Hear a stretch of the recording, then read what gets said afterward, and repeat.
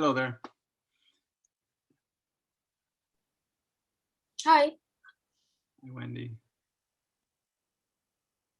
And thanks for offering to help me with that little problem I was having. And I'm still going to try to struggle through it by myself. I learned so much when I just stare at the numbers and beat my head against the wall on error messages. But it slows me down so much. I think once you've done a few bashing against the wall, then like the matrices and stuff makes a lot more sense. Yeah. At least that's what I find for me. Yep, I saw where you had put, I actually did a screen grab of when you were showing yours last week. So I saw that you put print statements above and below to try to make sure you've got the right information, or at least you think it's the right format. And that's kind of where I am now, trying to make sure I really understand, like even the adjacency matrix, how big is it and why is it like that? And so I'm just now trying to get the forward, literally the forward method to work. So I'll keep working on that, but and then I kind of like mix that with exposure to the lectures where it's all new and all very high level. And I'm trying to balance, like the conceptual revelations coming through the slides and just the down and dirty mechanics of implementing it in code. So my budget of time is starting to get stressed, though. I can tell I'm slipping. I'm slowly slipping.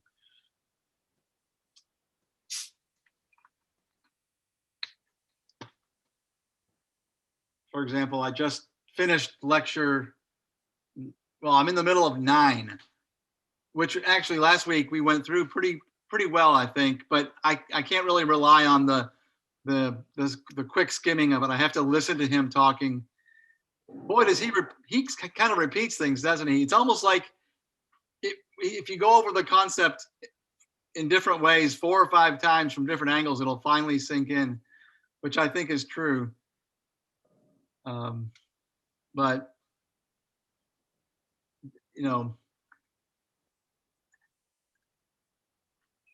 so anyway, it's just random thoughts.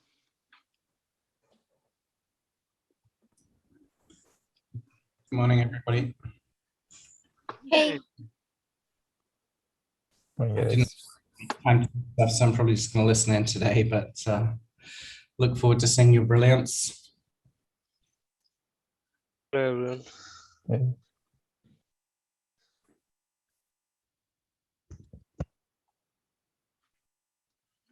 Where are you, David? England? I'm British, but actually I'm in San Francisco. Oh, that's right. That's right. I was just watching some golf over in St. George's or somewhere. All right. Okay. Yeah. Is that the one in Scotland? Yep. Oh gosh, I'm not sure exactly where. No, that's St. Andrews, isn't it, in Scotland? Okay, right. No, this is. I think they rotate the Open around various courses each year. Got it. Well, there's definitely one going on in Kent. Kent, yeah. I mean, my friend went down to Sandwich yesterday to watch golf with his dad. So that might be the one you're thinking of. Yes, it's on TV here because they were showing the people in Sandwich talking about the Earl of Sandwich, of course. The inventor of the sandwich. Yeah.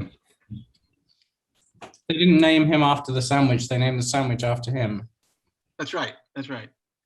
He said he was a gambler and didn't want to get his hands dirty. Didn't want to get his hands greasy with the ham. So his butler put ham between 2 pieces of bread. There we go. I know it. It's amazing. Anyway, okay, so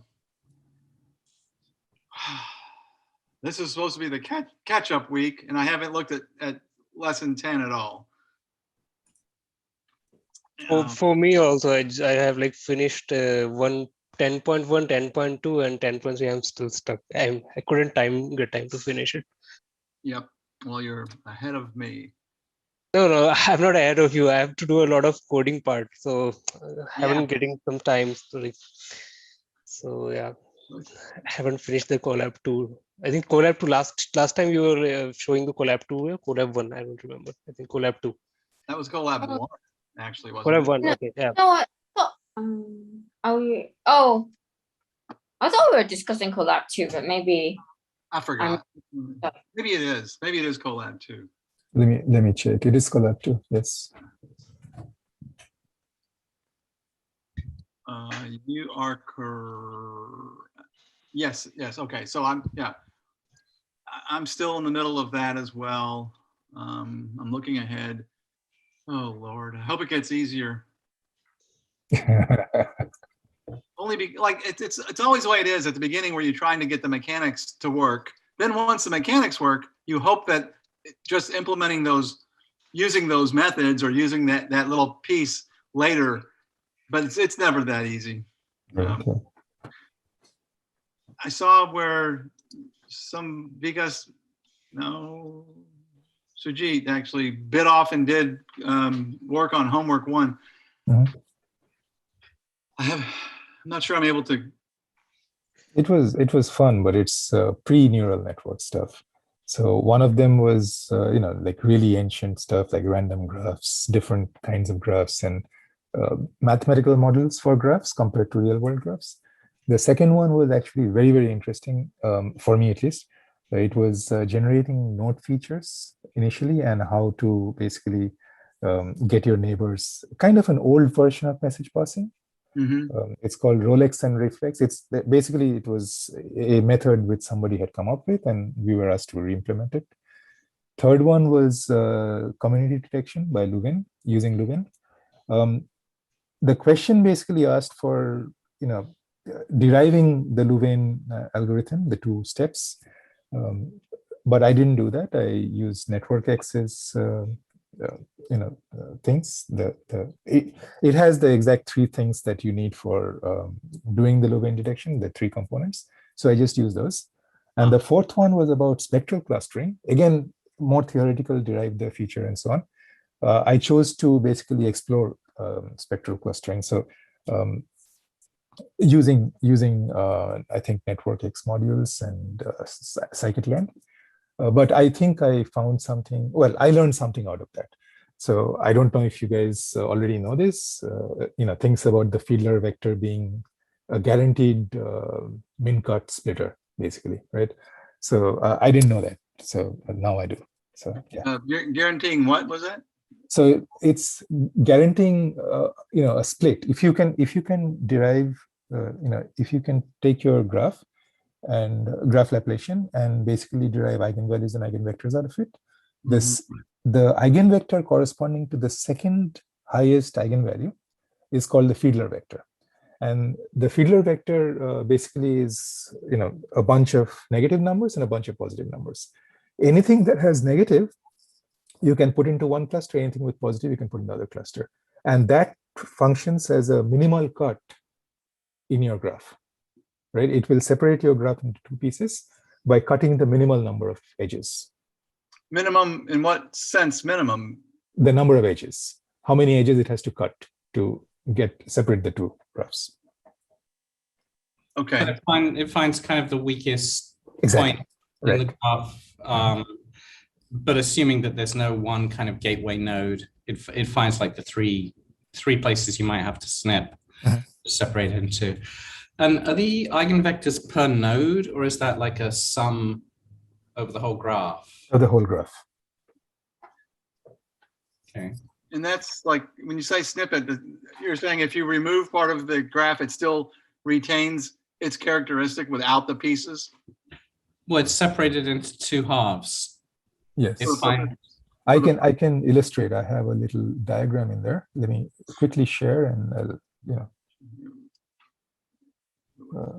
This is separating the graphs for what reason? Just generally.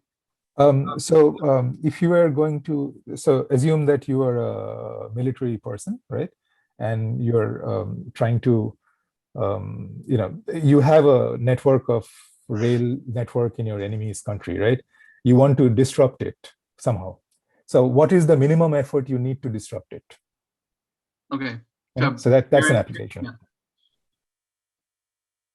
So, Got it. so this is the, yeah. That's interesting. Thanks.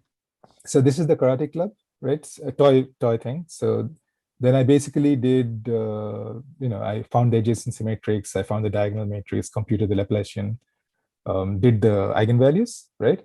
And then once I had, then I sorted my eigenvalues by, so the second lowest, I think, right? Second eigenvalue. Yeah. So, and then I basically applied it. So I said, if this eigenvalue is greater than 0, then it's in one cluster, otherwise it's in another cluster. So note that they're still connected, right? But they form two different clusters. So if you cut through this area, right, between the red and the blue edges, that represents the minimum cut between the two graphs. Interesting. Yeah. So I thought that was you know, something new I learned, right? So yeah. And this is the classic case of the Karate Club where the thing splits into two to go to two different leaders, two different people. Yes. Okay. And give me another example of why you want to do that. That made sense to me.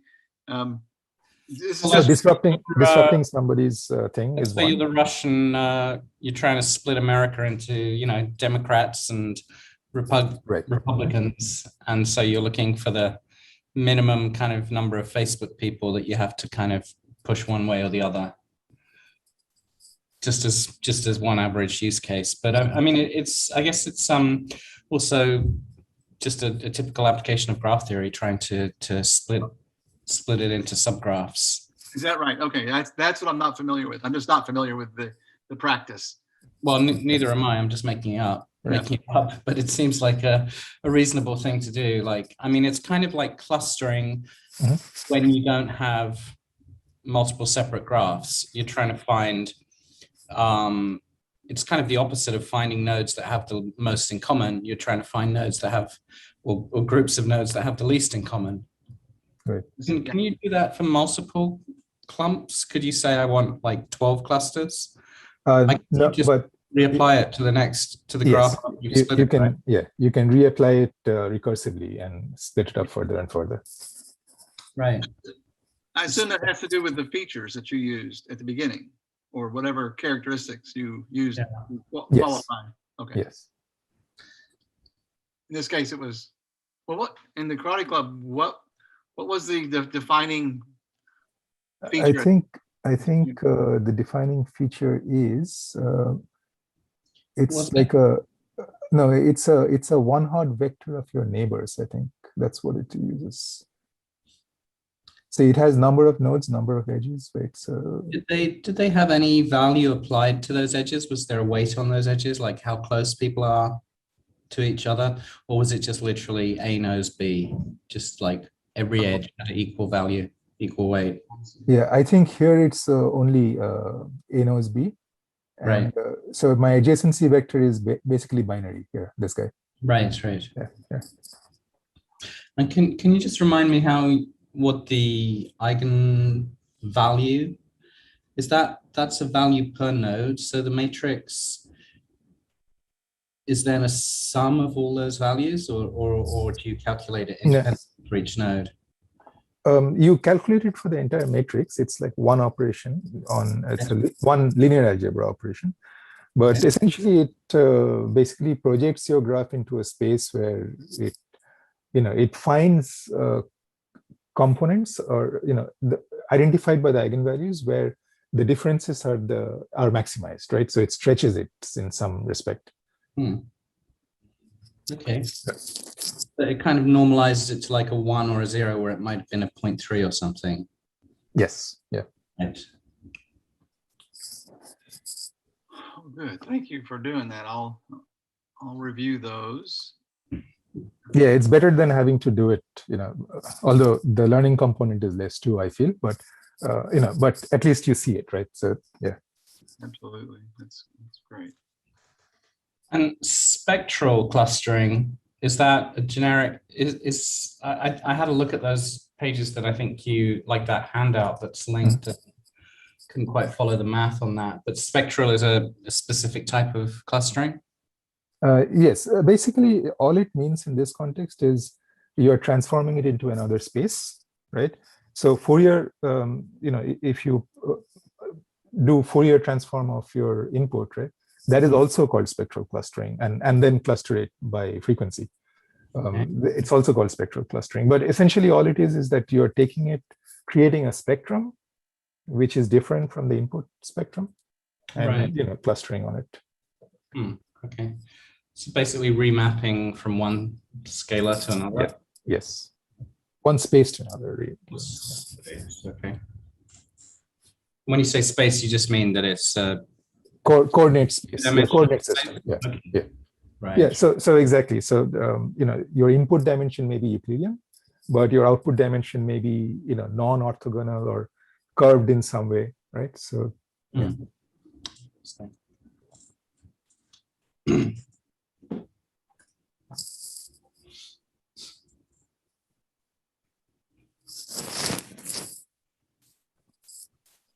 Okay, wow.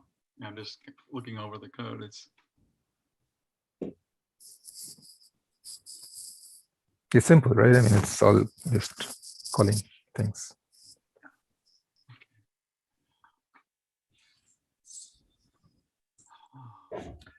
What does CSR and CSR matrix stand for? I think it's variants of sparse matrices, column sparse row.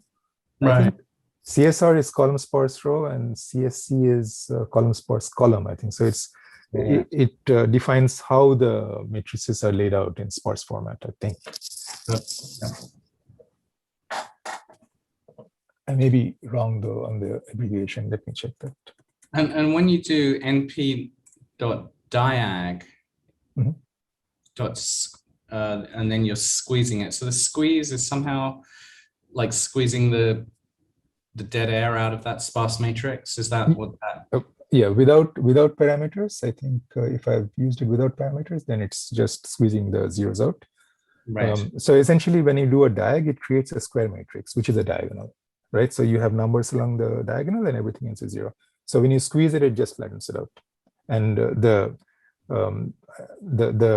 calculations that follow it, I think, from the Laplacian, it needs it in that format, I think. Right.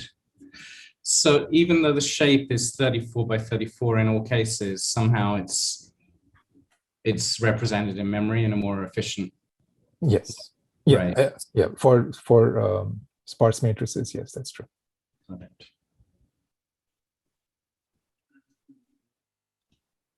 And then you're able to subtract the adjacency matrix from the diagonal matrix to get the LKC. What is LKC in that instance?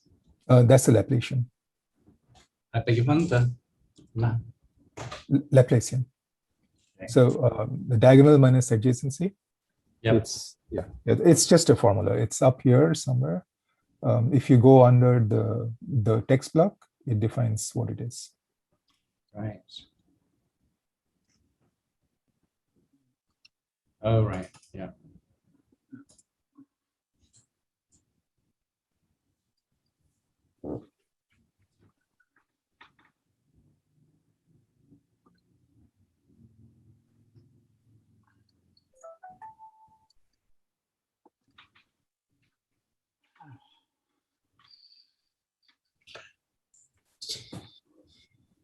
So when you're saying that some of them come out as negative and some of them come out as positive,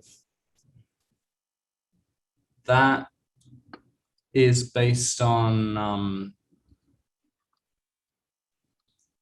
the fact that those same elements are connected to each other, like all the negative ones will be connected to each other. Yes. That's like a property of the Feedler vector, and this gentleman actually did the proof, which I didn't read. Yeah. I basically just said, okay, I take it on faith that this works, and and this is like a known kind of thing. So yeah. Yeah. Why? There is actually, if you look at the second link on top, the Yeah, Spectral Clustering Foundation and Application, right, that has a very good intuitive explanation, I thought. right. So here he's, let me go to this place. Here, let me share it really quick, and it's easy to see it. Yeah, I wish Towards Data Science wasn't on Medium, because Yeah, Medium articles per month. yeah. You can go incognito and do it. That Yeah. works. Yeah. So if you look at this one, as you keep joining the edges, how the eigenvalues change, right? So when Right. it's completely connected, you'll find that this one becomes. So okay, let me go on again and do it.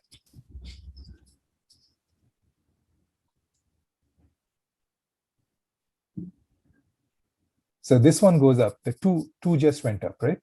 Yeah. Right. So that is the Feedler vector in this case, and that splits it like so it'll basically split it vertically down once it's all fully connected and cut just one edge. Right. Right. What is the very first vector that is, so the Feedler vector is the second one. Yes. What's the first one? It's in PCA. If you think of it in terms of PCA is also an eigenvalue decomposition, right? So Right. it is the most dominant vector here. So, and it correlates with the number of connected components. So if you look here, again, this. Yeah. Yeah, this is still at 0, so it's all connected, right? So yeah. So I think I had that somewhere here as well. That's another fact, I think. The first non-zero eigenvalue is called the spectral gap. Okay, and you can see the graph. Yeah, so each of those dots represents the value of a single node. On this one, yes, right? Yeah. And this is the eigenvalues of the graph as each edge gets connected. Right, but so does the dot that doesn't move, does that also represent a specific node? This one? This one, I think, represents the entire graph. Right? Okay. Right. So I didn't actually check this, but what happens if you have a graph consisting of two disconnected clumps? I'm guessing this would go up in that case. But I have to check that. I don't actually know. I mean, there are two disconnected clumps just before the last line is drawn. Mm-hmm. So they're, just two of them would remain zero, right? Yeah, the two of them will sit on the 0. Yeah. So what I don't understand is why that last dot never moves if it actually represents a node, because every node is connected to at least one, like on that graph. So I don't think that the dots are a one-to-one mapping of individual numbered nodes. Could be. Yeah, could be. Yeah. My feeling. It's some kind of a analysis of the entire graph.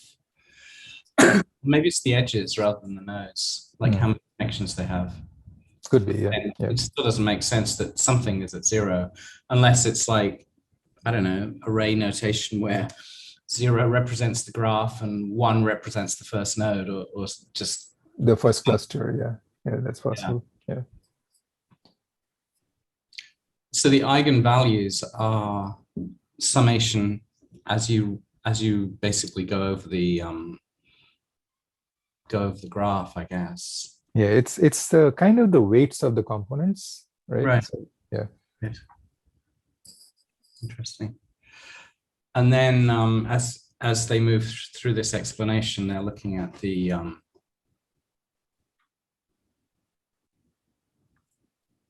okay, so it does actually explain it. The first eigenvalue is 0 because we only have one connected component. So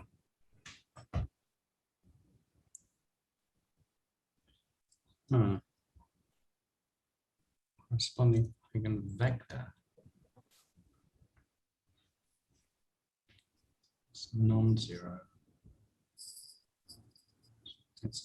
Yeah, I should actually pick this up and put it into. This is another like fact. Right. Yeah.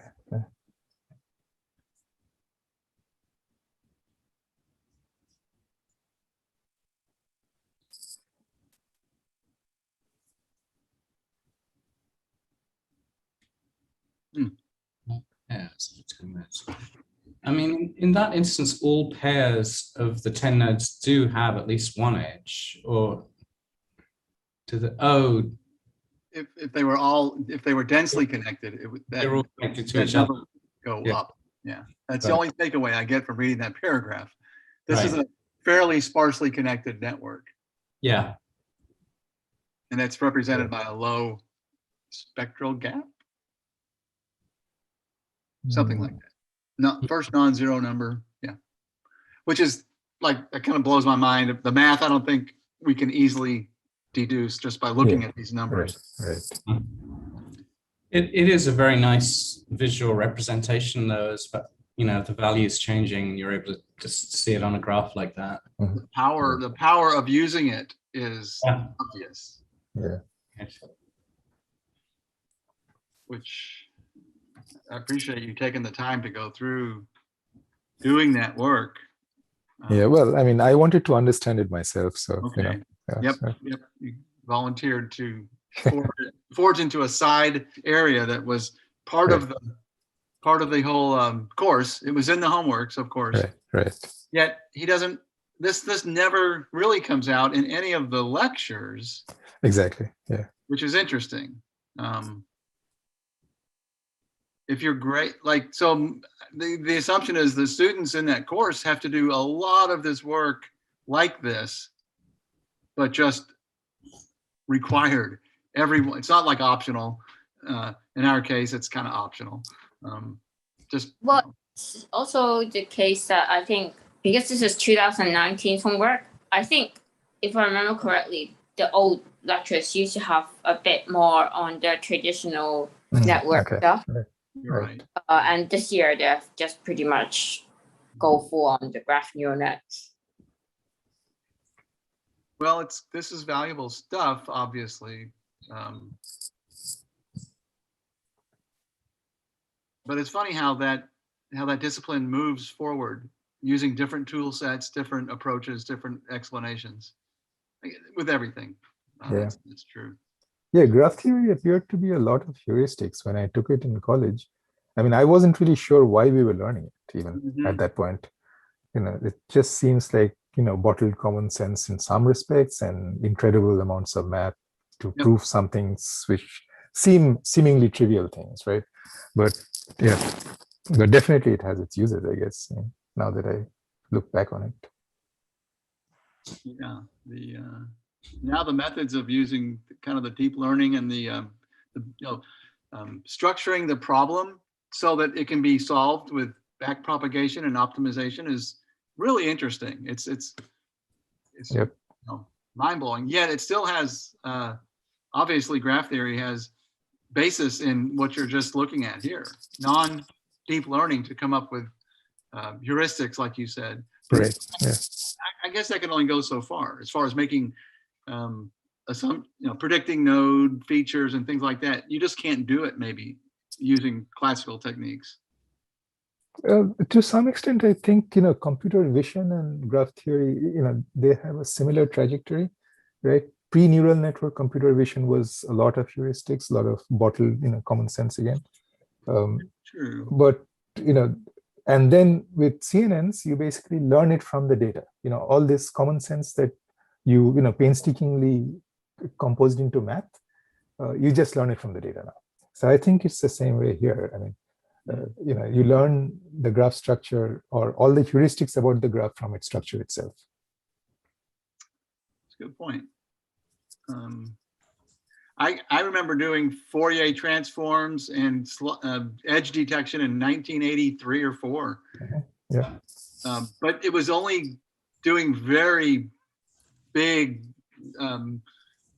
levels of classification. Just like I remember, if this particular image had certain degrees of straight lines, then it was probably a ship and not an island or something.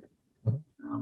Nowhere near of classification that's going on with being able to use in imaging, thousands of different classifications. Yep.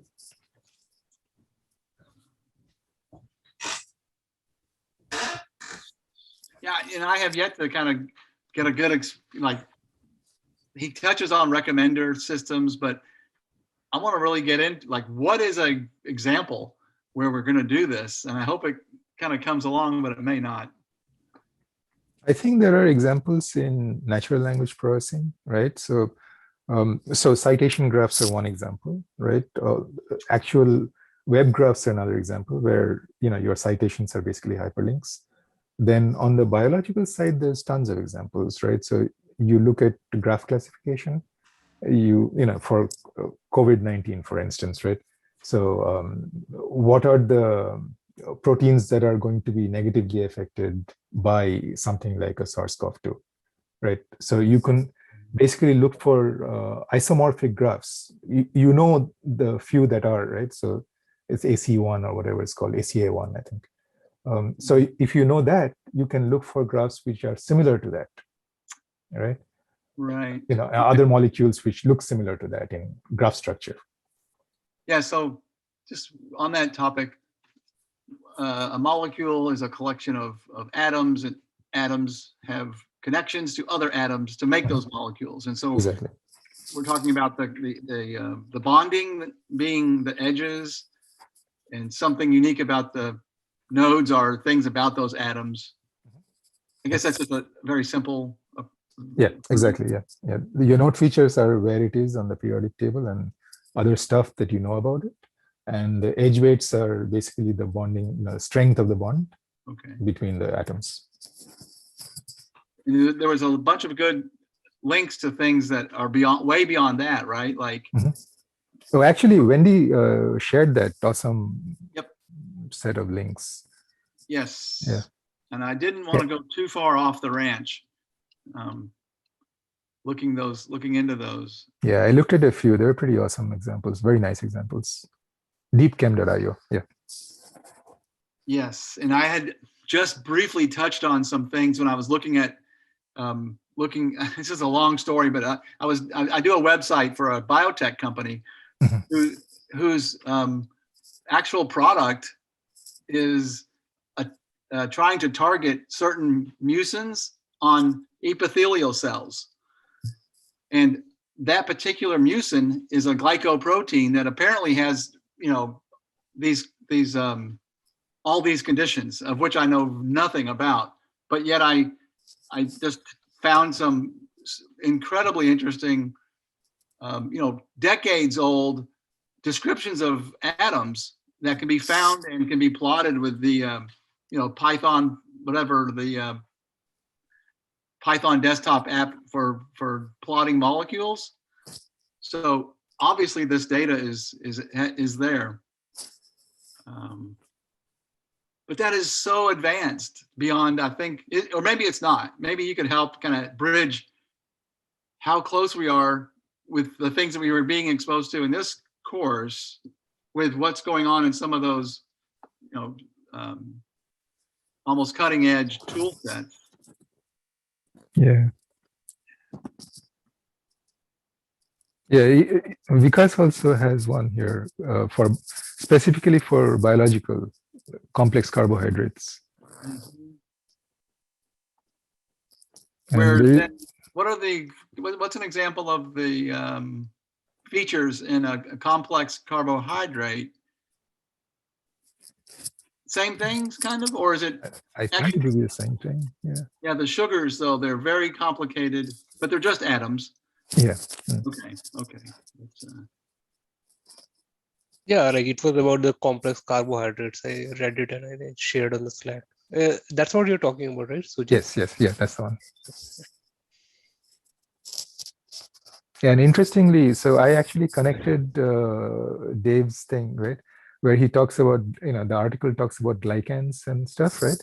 And recently in our internal group, right, at work, so they were talking about using language models for proteins, right?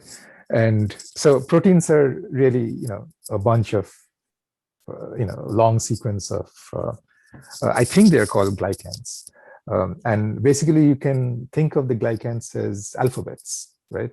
And you can, say, okay, this alphabet has stronger propensity of being with this other alphabet based on what we see among all proteins. So, and therefore you can build your own language model of proteins and, even generate new proteins using that, like GPT-3, right? Instead of words coming out, right, you will have these glycans, sequences of glycans coming out. Right, so, which could be new targets or new, right. Either new molecules that you want to, or new targets. Exactly. Yeah. So this is not graphs, but it comes out of the biological domain, right? So, yeah.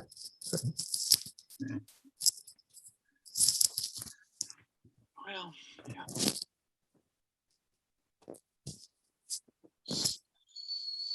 So the lectures, the videos are moving along pretty well, as far as I think describing the approaches, which is the lectures linking up with the collab activities loosely or fully? Loosely, I think. Yeah. I mean, I think if you follow the lectures, you should be able to do the collabs, because the collabs is from this year.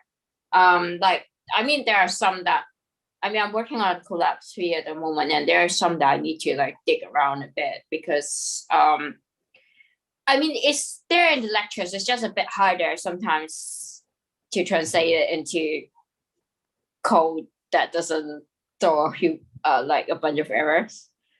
Yeah. But the idea is that you would be able to. Okay. I see. So I'm just looking ahead.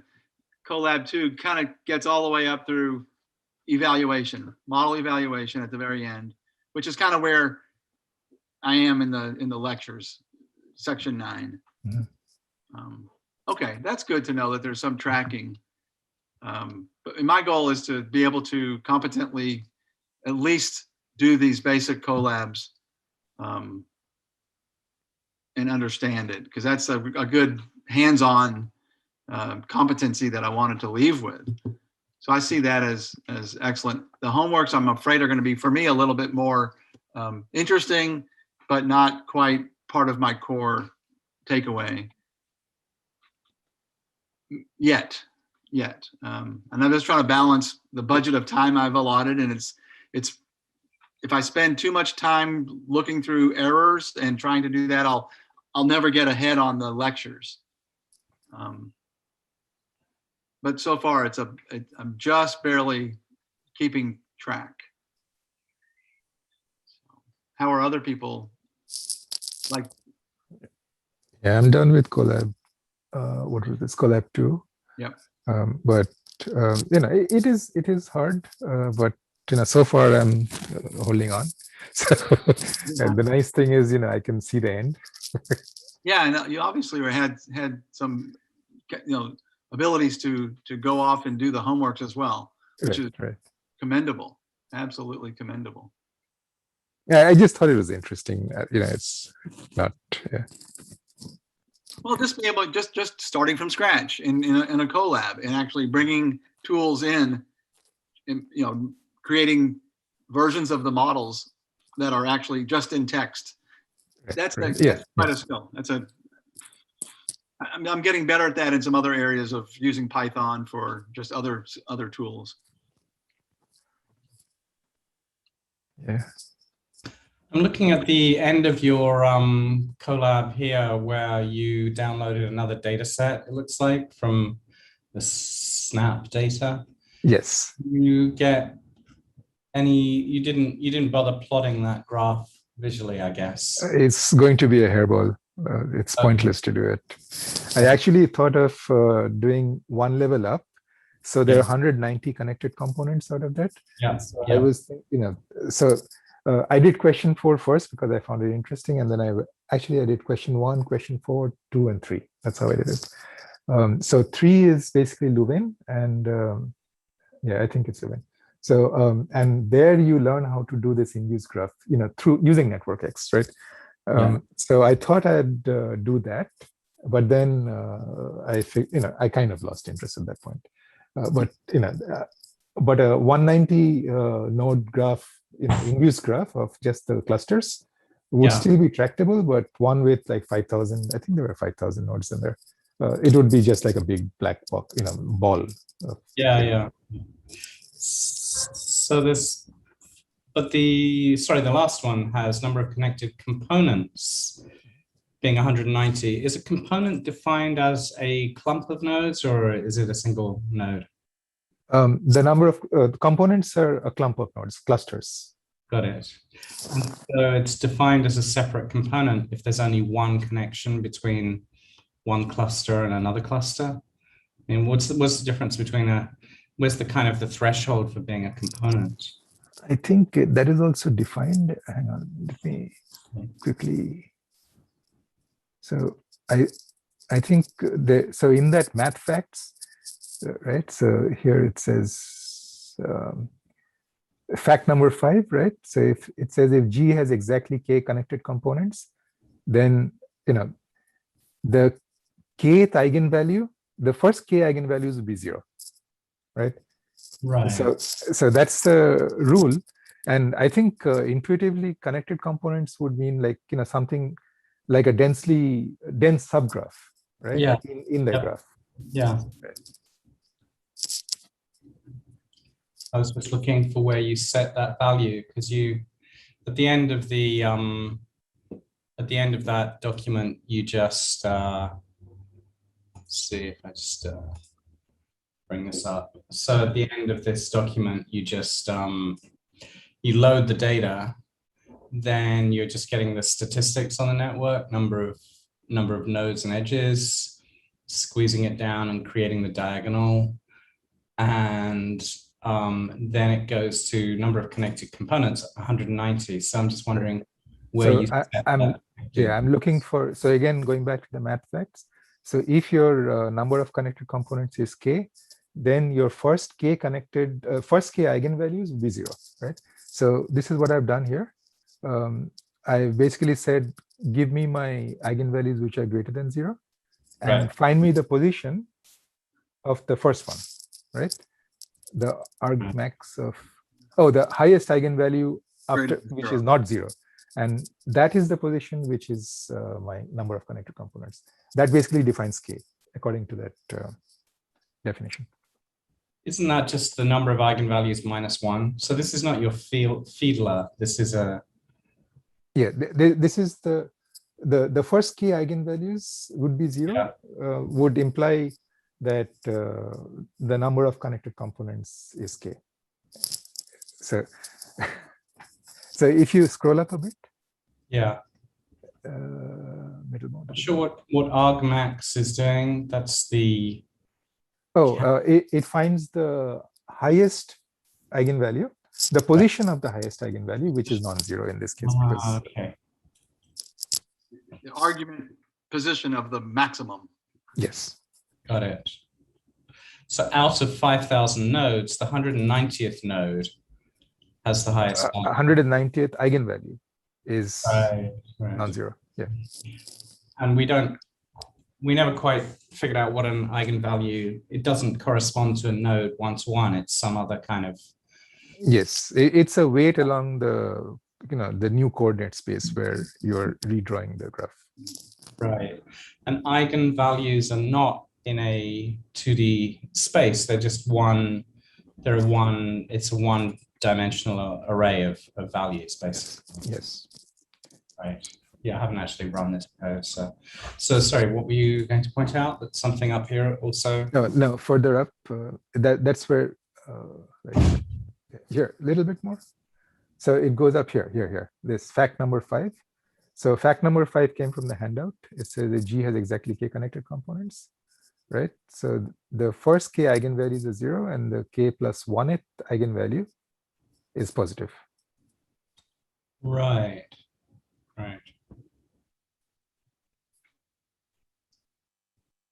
Okay. Actually, And the code below here is self-contained, is it? Or Yes. you're running everything on a Yeah, you can run it and it will just work. just from there down. Cool. Yeah. All right. Thank you. Good.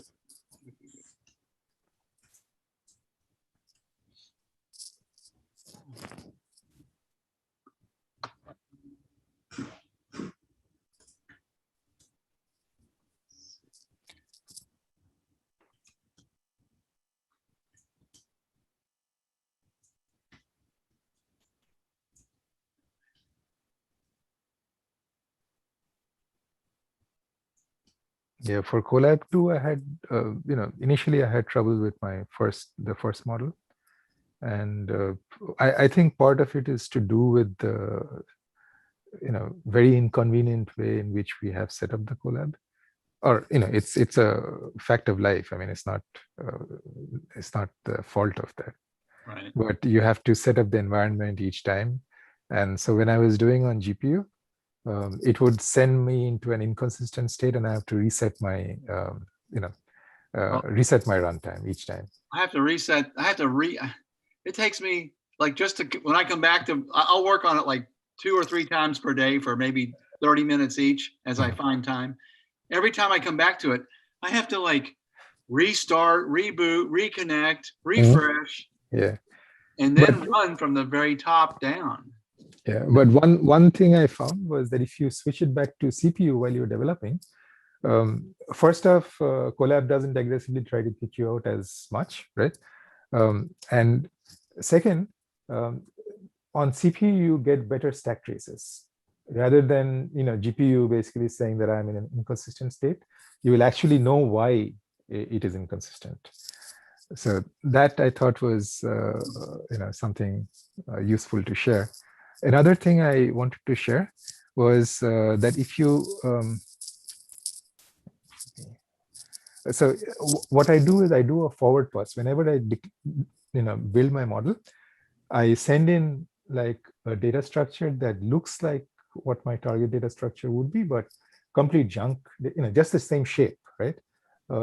And send it in and make sure it goes through the model through a forward pass, right? Without complaining. And that, I hadn't done that initially, and then I remembered my, training. I did that actually to test my forward function. I just passed in a scalar. Okay. It should go through. So good reminder. And I didn't. I'm like, so what's not? Oh, it kept throwing up the error. I didn't realize that. In this case, and it was very novice of me that the parameter that you send in the class definition, you get to use with its name only. You don't have to use self dot whatever because it's being passed into the model. So that threw me off. But as I was trying to, it was failing when it was trying to refer to the instantiation of the class, which should have given me a clue. But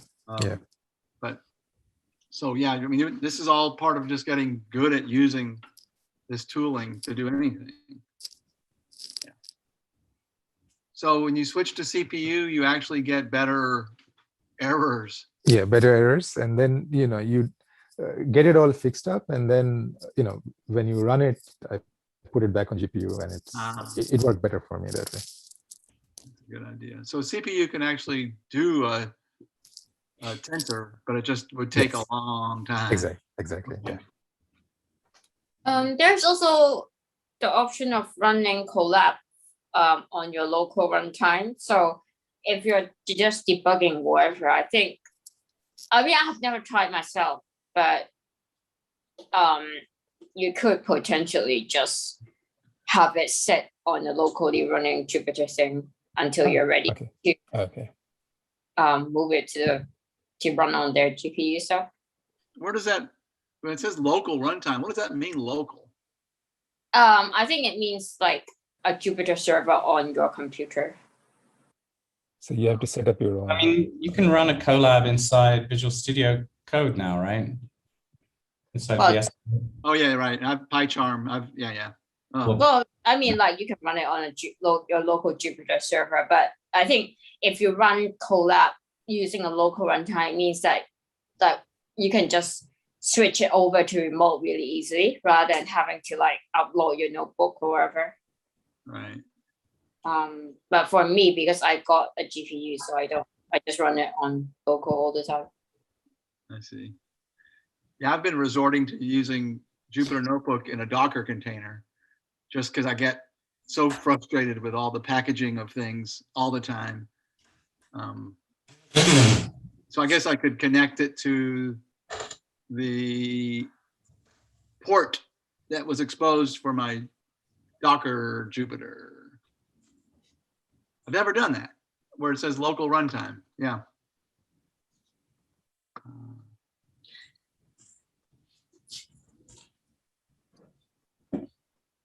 So what else did people, well, I guess what's the target for this next coming week? If one was to catch up. Well, according to the schedule, I guess this was catch-up week that we should have been through lecture 10. I'm just at the beginning of 9. Well, I'm right in the middle of 9, so I'm behind a little bit. Next week would be 11 and 12, and maybe go over Colab 2. So you're looking at the course website where it's talking about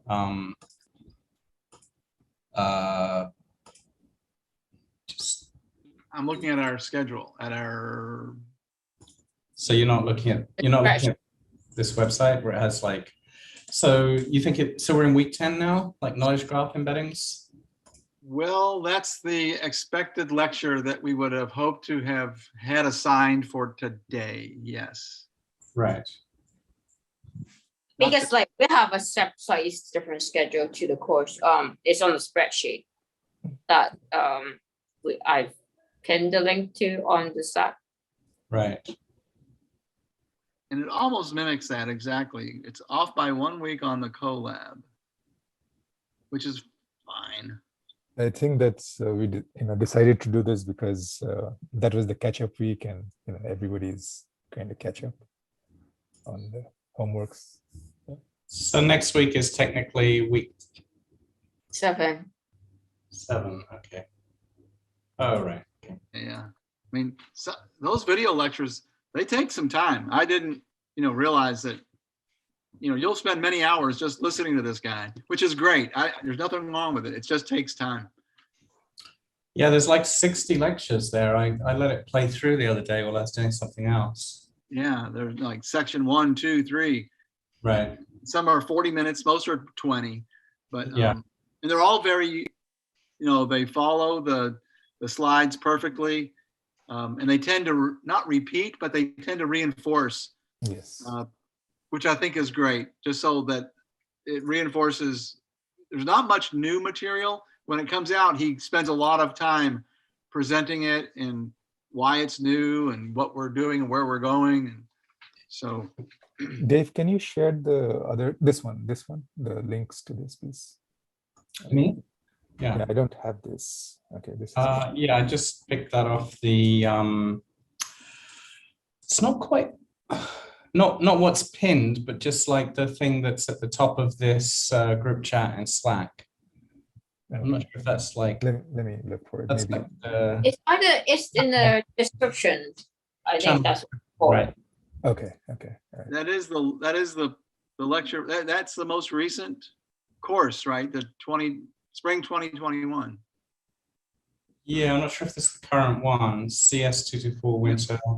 Yeah, that's. If it doesn't have, the older ones, the newest one will have CS224 in the first part of URL, and the older ones are like snap.stanford and then /CS224. Right. Oh, I see. Okay. Yeah, I think I got it. Sorry. I do have it. My bad. Yeah. So next week, you guys are planning to work towards Colab 2. Is that correct? Mm-hmm. So Yes. discuss that, which is this one here. Okay, excellent. Cool.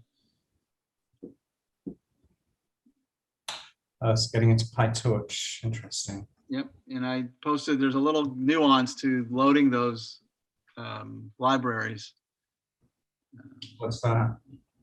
It doesn't, if you run just what they have, it won't run. Right. So you check your Torch version. It's probably 1.9 and it's CUDA 102, 10.2.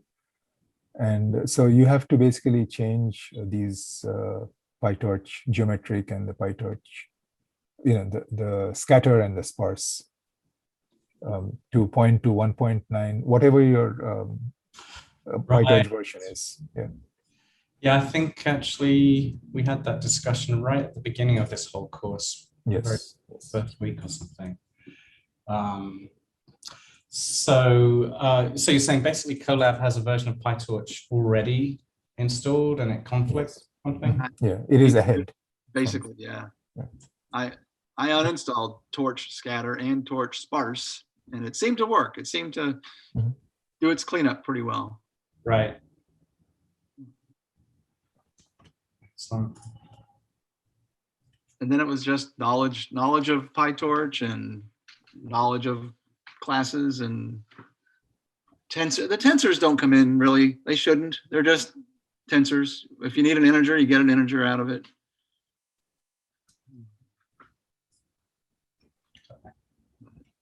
Oops. Oh, yeah, I guess setting up that that list for the convolutions was a little tricky. I'm not sure I got it. The number of dimensions you have to, the input dimensions, and then a number of layers, and then an output dimension. So you kind of got to have to wrestle with how to parameterize your what's called a module list. Right. How did Wendy, in your case, you chained together the different convolution layers? Yeah, so the module list is just more like a container to hold the list of layers that you want for each type, and then you basically in your forward pass you just pick the right entry from each of your lists. Okay. Oh, is that how? That's an interesting. So the first one has to have the input dimensions as the as input the first hidden. one. The last one has to have the output dimensions, and the middle one gets to have the hidden dimensions. Yes. Hidden, Yeah. hidden. Yeah, exactly. You just choose 0, 1, or 2 out of the module list. As you loop through the whole, your whole forward pass has to go through 1 plus number of layers, Exactly. ending in the output layer. Okay. That's still, I'm still kind of new at even thinking through the whole aspect of just the layers, the different. The ReLU is just one thing at the end. It's an activation. The dropout also happens only at the end. Dropout, you have to set a check for self-screening. Remember that. Oh, It says it in there. Okay. Yep. Oh, that's right. That's just if it's a dropout true, it just doesn't even use it. So Correct. Exactly. I got that. Where is my recent error is somewhere much different. It's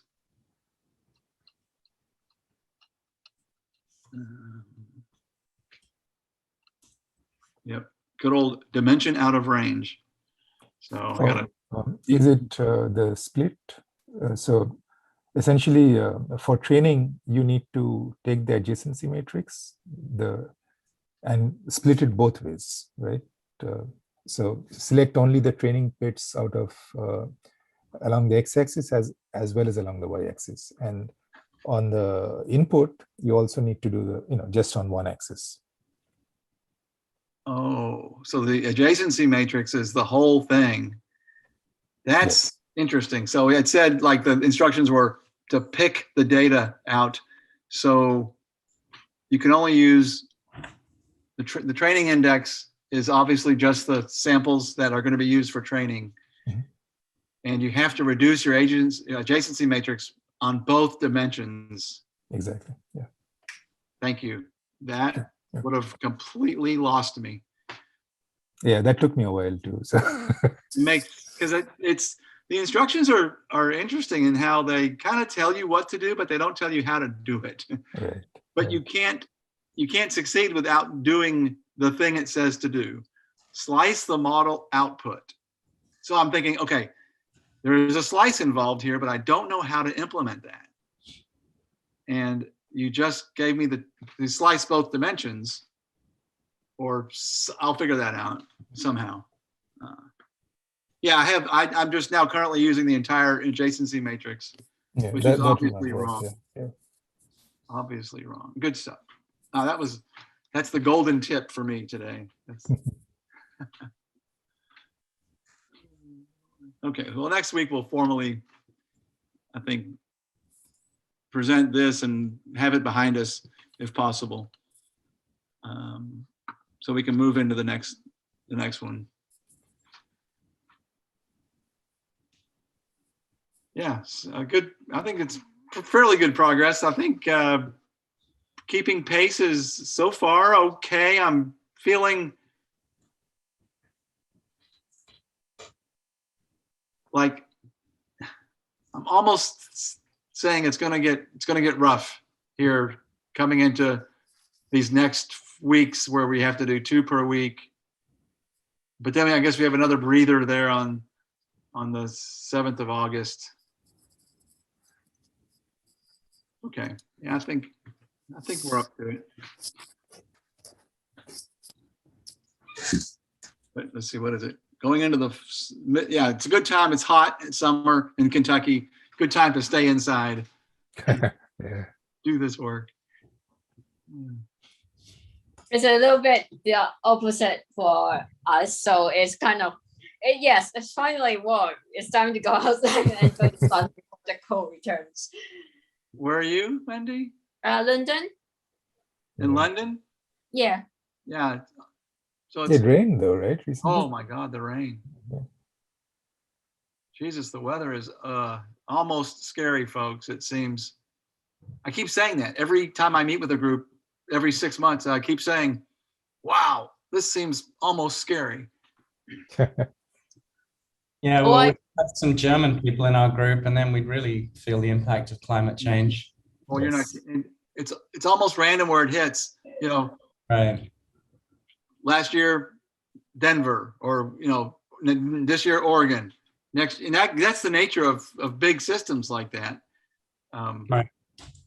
Especially when they start going into this control loop that is possibly going to start to really whip some things into a bad state. I just hope it's really not like they say. It's almost hard to say it's not, though, at some point. It probably is. Yeah. I mean, when certain things, I'm sure, like we see rain, we see flood, but the things we don't see, which is like this gradual rising of the permafrost temperatures and things, Mhm. that's going to be hard to put back into the bottle. Yep.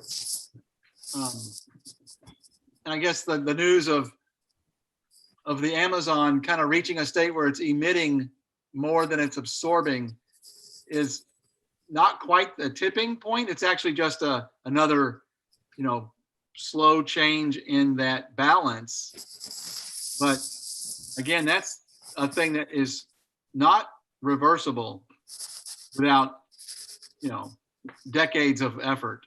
Right. So I guess we do what we can, which is what? I don't know what we do. Choose to behave a little differently. I don't think it's easy. Everybody has their constraints. I guess it's kind of, if we all try to do a bit of kind of like being more energy conscious, don't Yeah. dump so much stuff, etc., etc. I think if enough of us do it, then it'll at least be not as bad as it would be if no one does anything. True, that's true. But I wonder where are the most effective knobs to turn? Are they, through the elected officials who have big impacts on policy? Or is it through a groundswell of individual consumer actions?